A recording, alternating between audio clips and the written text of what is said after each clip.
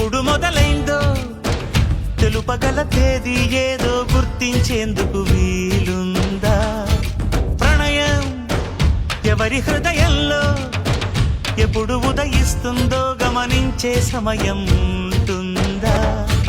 ప్రేమంటే ఏమంటే చెప్పేసి మాటుంటే ఆ మాటకి తెలిసేనా ప్రేమంటే? అది చరితలు సైతం చదవని వైనం, కవితలు సైతం పలకని భావం, సరిగమలెరుగని మధురిమ ప్రేమంటే.